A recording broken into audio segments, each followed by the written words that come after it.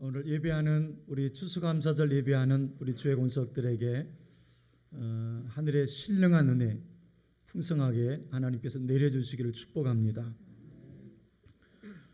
하나님 앞에 이런 감사의 고백을 한번 먼저 올려드리고 말씀을 함께 나누겠습니다. 하나님의 은혜에 감사합니다.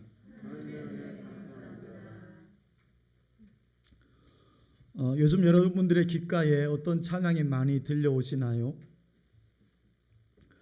요즘 들어 부쩍 손경민의 은혜라고 하는 찬양이 기독교 채널을 통해서 이런저런 방법으로 많이 등장되는 것 같습니다.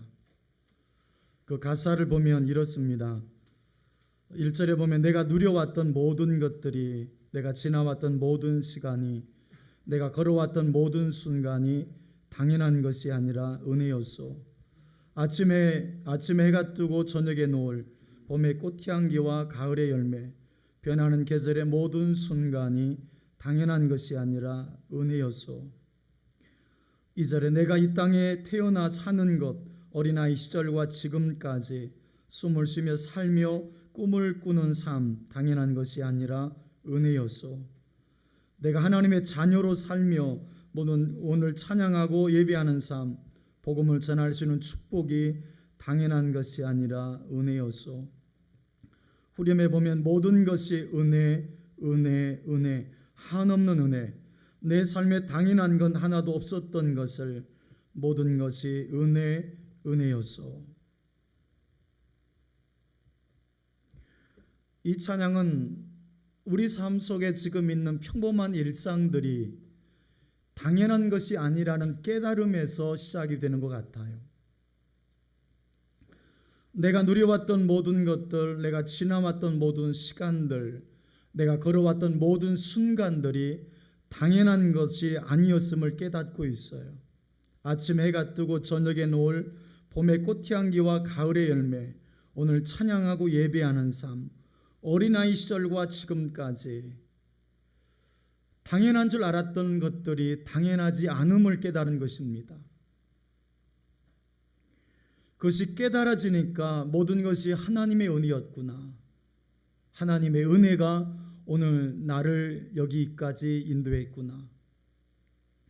내 삶에 당연한 것은 하나도 없었고 모든 것이 은혜였다고 노래합니다. 여러분, 이 찬양 속에는 또 하나가 담겨 있는데 내 삶 속에 감사가 멈춰버린 이유를 발견할 수 있어요. 내 삶에 감사를 멈추게 한 이유가 무엇일까요? 지금 내 삶 속에 있는 것들을 당연하게 여기는 마음이에요. 내가 지금껏 누려왔던 것들, 내가 지나왔던 모든 시간들, 내가 걸어왔던 모든 순간을 그저 당연하게 여기는 거예요. 지금껏 내 옆에 배우자가 있고 자녀가 있고 믿음의 동역자가 있고 내가 마음껏 예배 드릴 수 있는 교회가 있고 내가 두 발로 걸어와서 하나님을 예배할 수 있고 봉사할 수 있다는 것, 그저 당연하게 여기는 거예요. 그저 늘 있는 것이라고 생각하는 것이죠. 하지만 그것이 당연한 것이 아니라 은혜였습니다. 그것이 하나님의 은혜임을 깨닫기 시작할 때 감사가 열렸어요. 존 비비어의 은혜라고 하는 책이 있습니다. 저자가 그 책에서 강조하는 바가 있어요. 빛나는 그리스도인의 삶을 살려면 은혜에 눈을 떠라. 가장 중요한 것은 이것이다. 당신의 일생을 통해 하나님을 기쁘시게 하고자 하는 소원이 있는가? 그러면 하나님이 임하실 것이다. 당신에게 주시는 비전이 보일 것이다. 확신이 생길 것이다. 낙담이 물러갈 것이다. 길이 열릴 것이다. 열매가 맺힐 것이다. 하나님의 말로 다할 수 없는 은혜가 이 모든 것을 가능하게 할 것이다. 존 비비어는 하나님을 기쁘시게 하려는 사람에게 가장 필요한 것은 하나님의 은혜임을 단언해요. 빛나는 그리스도인의 삶을 살려면 은혜의 눈을 뜰 것을 강조하는 것입니다. 빛나는 그리스도의 삶은 사람의 힘으로 해낼 수 없을 때 은혜에 의해서 시작된다고 이야기합니다. 빛나는 삶을 추구하라. 은혜의 위대한 가치를 발견하라. 믿음으로 은혜의 문을 열라. 그 책에 보면 이런 내용도 있습니다. 지금은 참된 거룩함 가운데 행하는 것이 이전 어느 때보다도 중요한 때다. 예수께서 우리 시대에 성하리라고 말씀하신 죄의 기만성 때문이다. 그러나 가슴 뛰게 기쁜 소식은 하나님 우리에게 타락한 한가운데서 거룩한 삶을 살 수 있는 능력을 은혜로 주셨다는 것이다. 우리는 두 가지 이유에서 이 어두운 시대에 빛이 되어야 한다. 첫째는 우리 자신을 위해서이고 둘째는 잃어버린 영혼들을 위해서이다. 세상에 많은 사람들이 하나님을 보려고 부르짖고 있다. 우리는 그분의 뼈 중에 뼈요 살 중에 살이다. 그러므로 세상이 우리를 통해 하나님의 빛을 볼 수 있도록 사랑을 받는 자녀같이 하나님을 본받는 자가 되자. 그렇게 되는데 필요한 것이 우리에게 있다. 바로 은혜다. 은혜의 비범한 능력 가운데서 행하자. 그리고 존 비비어는 은혜는 우리로 하여금 성도의 빛나는 삶을 추구하게 만들고 은혜를 깊이 깨달으면 깨달을수록 감사가 깊어지는 원리를 발견한 것입니다. 감사할 제목이 없는 게 아니죠. 지금 내 삶에 주어져 있는 것들, 내가 누리고 있는 것들을 당연하게 여기는 그 마음이 그 속에 담겨져 있는 하나님의 은혜를 깨닫지 못할 때 우리는 감사를 잃어버리게 돼요. 은혜에 눈을 떠야 합니다. 그러면 감사의 눈이 뜨여지게 되는 것이죠. 빛나는 그리스도인의 삶을 살려면 은혜에 눈을 떠라.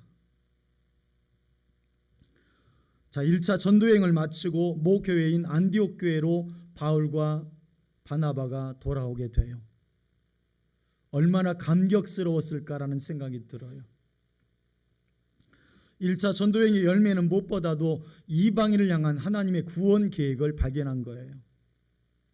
또 실제로 현장에서 가보니까 유대인들보다는 이방인들이 훨씬 더 복음에 대해서 열려 있었고 많이 받아들이게 된 것을 발견하게 됩니다.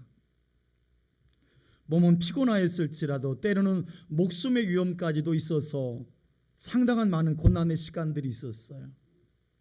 그럼에도 바울과 바나바는 감사했습니다. 그런데 바울과 바나바에게 또 다른 들려오는 소리가 있었어요. 1절에 보시면 어떤 사람들이 유대로부터 내려와서 형제들을 가르치되 너희가 모세의 법대로 할례를 받지 아니하면 능히 구원을 받지 못하리라 하니. 할례를 받지 아니하면 능히 구원을 받지 못할 거다. 얼마나 기가 막혔을까요? 아니 얼마나 화가 났을까요? 그렇게 설득을 하고 그렇게 말씀으로 권면하고 그렇게 보여주고 그렇게 얘기했는데 지금 엉뚱한 이야기를 하고 있는 거예요. 성령 임하고 붕 임하니까 교리를 가지고 나오는 거예요. 묵은 교리 문제 가지고 교회 안에 다툼을 일어나게 만든 것입니다. 사단이 선교를 얼마나 싫어하는지를 보여주는 거예요.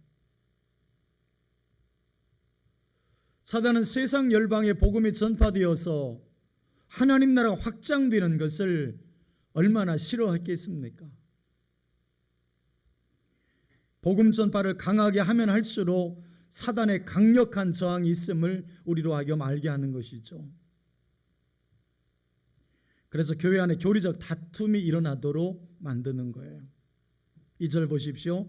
바울 및 바나바와 그들 사이에 적지 아니한 다툼과 변론이 일어난지라 형제들이 이 문제에 대하여 바울과 바나바와 및 그 중에 몇 사람을 예루살렘에 있는 사도와 장로들에게 보내기로 작정하니라.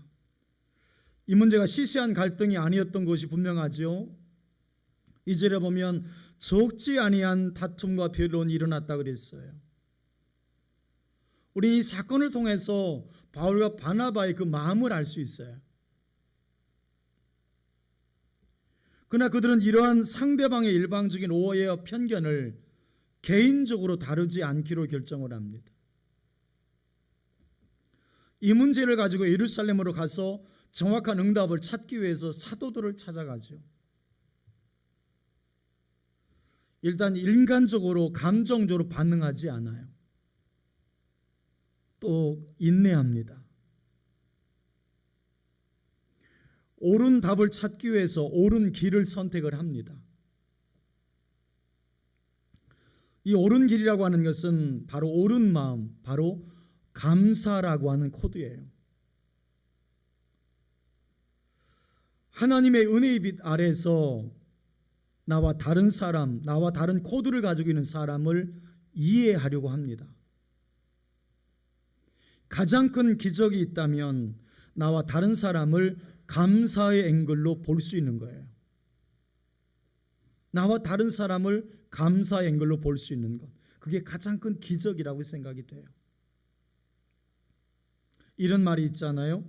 노래는 부를 때까지 노래가 아니며 종은 울릴 때까지 종이 아니며 사랑은 표현할 때까지 사랑이 아니고 축복은 감사할 때까지 축복이 아니다. 미국에서 정상적인 성인이 정규 교육을 마치게 되면 평균 26,000개 단어를 알게 된다 그래요. 26,000개 단어. 꽤 많죠? 그 중에서 일상생활에서 가장 많이 쓰는 단어 50개를 선별했는데 그중 가장 많이 쓰는 단어가 땡큐. 전체 26%를 차지했답니다. 그나마 미국을 움직이는 강력한 단어가 감사라는 단어인 것 같아요. 유대인의 탈무드에 보면 감사합니다라는 말이 혀에 붙기 전까지는 아이에게 말을 가르치지 말라는 격언이 있어요. 하이데거의 말대로 언어는 존재의 집이에요. 그래서 그가 쓰는 말로 그를 알 수 있는 거예요. 누에는 자신의 입에서 나오는 실로 집을 짓고 살죠. 사람도 마찬가지로 자신의 입에서 나오는 말로 자신의 인생을 경영해 가는 것입니다. 프랑스 유대한 개혁자이면서 철학자였던 플로랑스 스코벨 시인이라고 하는 사람은 이런 말을 하기도 해요. 남에게 준 것은 반드시 되돌려 받는다. 삶은 부메랑이다. 우리의 생각, 말, 행동은 언젠가 될지는 모르지만 틀림없이 되돌려 받는다. 그리고 그것들은 희한하게도 우리 자신을 명중시킨다. 불평의 말이든 감사의 말이든 언젠가는 메아리가 되어서 내 삶에 되돌아온다는 거예요. 여러분, 이것이 인생의 법칙이잖아요. 그래서 성경에서도 인생은 자기의 말대로 된다고 말씀을 하죠. 민수기 말씀 기억하시죠? 그들에게 이르기를 여호와의 말씀에 내 삶을 가르쳐 맹세하노라. 너희 말이 내 귀에 들린 대로 내가 너희에게 행하리니. 여러분, 이 민수기 14장 28절 이 말씀에 모세의 삶을 맹세합니다. 삶을 걸고 맹세를 해요. 근데 하나님의 말씀에 의한 삶이에요. 너희 말이 내 귀에 들린 대로 하나님이 행하신다. 여기에 바울의 삶을 겁니다. 무슨 말이에요? 반드시 하나님이 그렇게 하신다는 거예요. 하나님은 우리가 말하는 대로, 하나님에게 들린 대로 그 사람의 인생이 되도록 하시는 분이세요. 그래서 하나님이 주시겠다고 약속하신 가나안 땅을 악평했던 10명과 이스라엘 백성들은 가나안 땅에 들어가지 못하고 광야에서 다 죽어요. 말은 씨가 되고 인격이 되고 그 사람의 미래가 됩니다. 말대로 되는 거예요. 한마디의 말에 삶에 희망을 주기도 하고 한마디의 말 때문에 인생 자체가 무너지는 사람들도 많아요. 베스트셀러였던 대체약을 전공한 에모토 마사로가 쓴 물은 답을 알고 있다라는 책, 여러분 읽어보신 분이 계실 거예요. 이 책은 말의 중요성과 그 파워를 강조하는 책이에요. 감사의 파워죠. 저자 에모토 마사루는 한 가지 실험을 합니다. 물에게 말을 들려주고 글씨를 보여주고 음악을 틀어주는 거예요. 참 재미없는 실험 같은데 이걸 5년 동안 합니다. 그리고 물의 결정 사진을 얻은 거예요. 근데 그 결과가 참으로 놀라웠다는 거죠. 천사라는 글을 보여준 물에서는 완전한 아름다운 육각형 결정이 나타났고, 악마라는 글을 보여준 물은 중앙이 검은 형상이 나타났어요. 신기하죠? 그러니까 글만 보여줬는데도 그런 거예요. 또 예쁘다는 말을 자주 해준 물과 가끔 해준 물과 전혀 관심을 두지 않은 물의 결정이 각각 달랐는데, 관심을 두지 않은 물은 완전히 결정이 깨져 있었고, 자주 예쁘다고 말해준 결정은 아름다운 결정의 예쁜 모양이 나타났다는 것이죠. 저자는 그래서 물은 사람의 마음의 거울이다라는 표현을 해요. 사람의 마음의 거울이다. 그래서 저자는 물은 인간이 어떻게 살아야 할지 답을 알고 있는 존재임을 깨달았다고 이야기하는 거예요. 여러분, 그도 그럴 것이 인간의 몸은 70%가 물로 되어 있어요. 그래서 이러한 물의 결정의 모습들은 우리가 서로 어떤 말을 해야 되고 어떻게 살아야 될지를 보여주는 것이기도 하죠. 사랑과 감사처럼 긍정의 말을 주고받으면 몸속에는 물도 맑고 아름답게 정화될 것입니다. 결국 우리 인생도 우리 몸도 우리가 말하는 대로 만들어져 가는 거예요.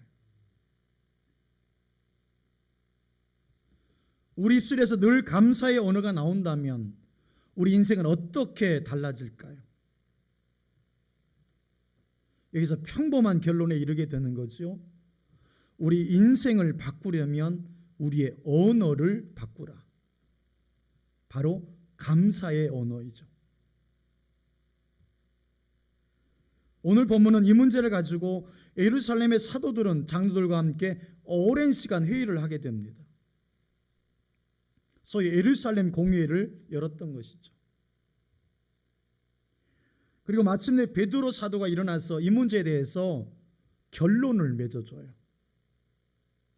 자, 그것이 본문 7절 이하 11절까지입니다. 우리 천천히 한번 7절 이하 11절까지 읽겠습니다. 시작. 많은 변론이 있은 후에 베드로가 일어나 말하되, 형제들아, 너희도 알거니와 하나님이 이방인들로 내 입에서 복음의 말씀을 들어 믿게 하시려고 오래전부터 너희 가운데서 나를 택하시고 또 마음을 아시는 하나님이 우리에게와 같이 그들에게도 성령을 주어 증언하시고 믿음으로 그들의 마음을 깨끗이 하사 그들이나 우리나 차별하지 아니하셨느니라. 그런데 지금 너희가 어찌하여 하나님을 시험하여 우리 조상과 우리도 능히 매지 못하던 멍에를 제자들의 목에 두려느냐. 그러나 우리는 그들이 우리와 동일하게 주 예수의 은혜로 구원을 받는 줄을 믿노라 하니라. 그들이 우리와 동일하게 주 예수의 은혜로 구원을 받는 줄로 믿노라. 이게 결론이에요. 오늘 베드로의 말은 설교라기보다는 교훈이라고 하기보다는 베드로 사도의 감사의 고백이에요. 자기같이 부족한 자를 사도로 부르시고 지금까지 은혜 베푸신 그분에 대해서, 그 하나님의 은혜에 대해서 더 깊이 더 분명하게 감사의 고백을 하고 있는 것이죠. 이 감사의 고백을 들은 성숙한 회중들의 반응이 12절에 나와요. 12절 보시면 온 무리가 가만히 있어 바나바와 바울이 하나님께서 자기들을 말미암아 이방인 중에서 행하신 표적과 기사에 관하여 말하는 것을 듣더니, 베드로의 이 감사의 고백을 듣고 나서 온 무리가 가만히 있었다는 거예요. 다른 버전에 보면 온 회중이 조용해졌다 그런 것입니다. 모두가 감사의 마음으로 받은 거예요. 이미 아시는 분은 아시겠습니다마는 1999년도에 일어났던 미국 텍사스의 제컬린 사브리도라고 하는 양의 이야기는 감사로 살아가는 사람의 표본을 보여주고 있습니다. 사진을 한번 보십시오. 사고 전과 사고 후의 모습이 완전히 달라졌어요. 당시 제컬린은 20살의 미모의 대학생으로 생일 파티를 마치고 귀가하던 중에 술에 만취한 청년 운전자에 의해서 대형 사고를 당하게 돼요. 같이 차에 동승했던 두 명의 친구는 그 현장에서 즉사했고 이 제컬린은 60%의 화상을 입어요. 병원에 갔을 때 의사들은 이 사람은 살릴 수 없다고 고개를 저었다 그럽니다. 이후에 40번에 걸치는 수술에 의해서 목숨만은 건집니다. 생명은 건졌지만 양쪽 손의 손가락은 모두 절단해야 됐고 머리카락, 귀, 눈, 코, 눈썹, 얼굴의 형 부분 대부분의 형체를 알아볼 수 없을 정도로 일그러져서 예전에 예쁘던 모습은 완전히 사라졌어요. 그런데 그녀의 말을 한번 들어보세요. 사고 한 달 이상을 중환자실에서 산소호흡기를 끼고 있었습니다. 그러던 어느 날 의사 선생님이 다가와 답답한 산소호흡기를 빼주셨어요. 그때 얼마나 기뻤는지 저는 마음껏 숨을 들어 마시고 내쉬면서 내가 이렇게 호흡하고 살아있다는 사실에 너무나 큰 감사를 느꼈답니다. 내가 지금 호흡하고 살아있다는 사실에 너무 감사했다. 치료 과정은 어둡고 긴 터널처럼 끝이 보이지 않았어요. 죽음보다 더 고통스러운 수술을 40번 이상 받았으니 얼마나 고통스러웠을까요? 얼굴은 이미 일그러져서 다른 사람은 물론 가족들이나 자신조차도 알아볼 수 없을 정도 얼굴이 되어버렸던 것이죠. 손가락이 없는 손은 글을 쓸 수도 밥을 먹을 수도 머리를 빗을 수도 화장을 할 수도 없었습니다. 머리카락 없는 머리는 괴물처럼 보였고 비가 오면 눈썹이 없는 눈에는 빗물이 그대로 흘러들어갔고 조금밖에 남지 않은 귓바퀴는 머리를 감을 때마다 귀 속으로 들어오는 물을 막을 수가 없었어요. 여러분, 그럼에도 불구하고 그녀는 자신의 흉측한 몰골을 바라보면서 하나님의 선물로 받아들일 수 있었던 것은 범사에 감사라는 하나님의 말씀을 신뢰했기 때문이라고 고백을 해요.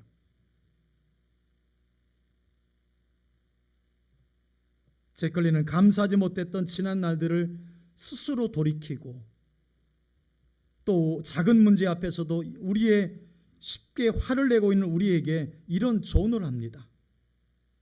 잘 보십시오. 나는 감사를 모르는 사람이었습니다. 언제나 매사를 삐딱한 시선으로 불만거리가 없나 항상 뚱한 채로 모든 것을 바라보았습니다. 왜 내 머리결은 더 곱지 못할까? 내 피부는 왜 더 깨끗하지 못할까? 왜 내 눈은 더 크지 못할까? 왜 내 코는 좀 더 오똑하지 못할까? 왜 내 키는 좀 더 크지 못할까? 왜 내 몸매는 더 날씬하지 못할까? 내가 좀 더 예쁘고 잘났다면 난 친구들에게 좀 더 인기가 있었을 터이고 더 잘생기고 멋진 남자친구들을 새길 수 있었을 텐데 나는 그렇게 옹졸하고 나 자신밖에 모르는 삶을 살았습니다. 그러니 내 삶에 무슨 기쁨이 있고 만족이 있었겠습니까? 나는 그렇게 어리석은 생각으로 나를 학대하고 못살게 하는 내 모든 에너지를 낭비하고 있었습니다. 왜 몰랐을까요? 사랑하고 아끼고 소중하게 여김으로써 비로소 진정한 아름다움을 갖게 된다는 것을 더 늦지 않고 이제라도 깨달을 수 있게 되어 그저 감사할 뿐입니다. 이제라도 깨달을 수 있게 되어 감사할 뿐이다. 20대 청년의 고백이라고는 상상할 수 없는 고백입니다. 이후에 제컬린은 자신의 흉터를 보고 뭐라고 말하는지 아십니까? 주님의 사랑의 흔적입니다 라고 말해요.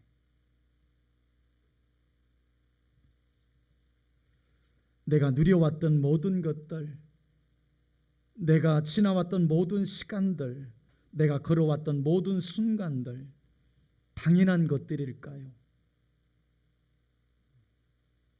아침에 해가 뜨고 저녁에 놓을 봄의 꽃향기와 가을의 열매, 오늘 찬양하고 예배하는 삶, 이것이 당연한 것일까요? 우리가 매일 아침 습관처럼 눈을 뜨는 것이 당연한 일처럼 생각되어지지만 오늘 아침만 해도 눈을 뜨지 못한 채 세상을 떠나신 분들이 많을 거예요. 한 번이라도 내가 숨을 쉬고 걷고 말하고 달리고 찬양하는 것을 여러분 감사해 본 적 있으신가요? 오늘 내가 살아있음에 여러분 감사하고 계실까요? 바울이 충돌과 논쟁을 덮을 수 있었던 키는 바로 감사의 키였어요. 감사의 키. 이후에 바울의 서신에 보면 감사라는 단어가 얼마나 많이 나오는지 몰라요. 하나님이 지으신 모든 것이 선함에 감사함으로 받으면 버릴 것이 없나니 아무것도 염려하지 말고 오직 모든 일에 기도와 간구로 너희 구할 것을 감사함으로 하나님께 아뢰라. 쉬지 말고 기도하라. 범사에 감사하라. 이는 그리스도 예수 안에서 너희를 향하신 하나님의 뜻이니라. 나를 능하게 하신 그리스도 예수 우리 주께 내가 감사함은 나를 충성되이 여겨 내가 직분을 맡기심이니. 암으로 수술을 받고 투병 중인 어느 선배 목사님의 간증이 많은 이들에게 감동을 주고 있습니다. 그분의 기도를 한번 보십시오. 암으로 수술받고 투병 중인 목사님의 기도입니다. 주님, 제 아픔이 너무 커서 그 아픔이 가족들의 아픔이 되지 않기를 기도합니다. 주님, 제 아픔이 너무 길어서 그 아픔이 교회의 어두운 그늘이 되지 않기를 기도합니다. 주님, 제 아픔이 유별나서 세상 사람들의 조롱거리가 되지 않기를 기도합니다. 주님, 지금까지 제게 베푸신 은혜가 족하오니 부르시든 낫게 하시든 상관없이 그 어느 곳에서도 그저 감사하며 순종하는 믿음만 주십시오. 부르시든 낫게 하시든 상관없습니다. 그저 감사하며 순종하는 믿음만 주십시오. 오늘 추수감사 주일입니다. 시편 말씀에 보면 감사함으로 그 문에 들어감이라는 표현이 있어요.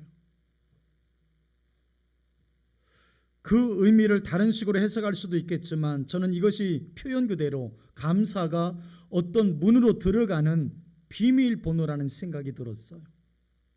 어떤 문으로 들어가는 비밀번호가 감사다.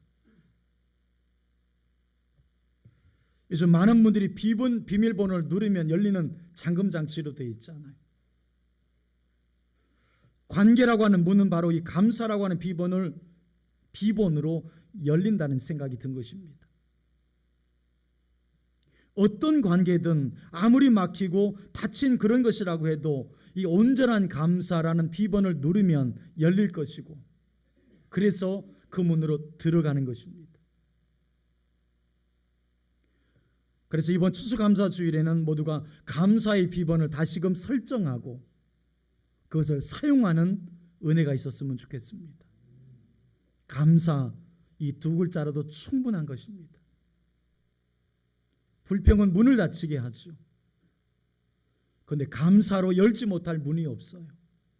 하나님의 마음도 사람의 마음도 감사로 열립니다. 추수감사주일, 추수의 강조점이 있지 않고 감사의 강조점이 있어요. 그래서 정말 풍성해야 될 것은 추수한 열매가 아닙니다. 감사의 마음이에요. 감사의 표현들이에요. 그리고 감사로 경험되었던 간증들이에요. 그래서 오늘 제가 성도 여러분께 오늘 말씀을 묵상하면서 제 마음속에 도전되었던 것을 저의 비본으로 누르고 싶습니다. 저의 비본이에요. 함께 예배 드려주셔서 감사합니다.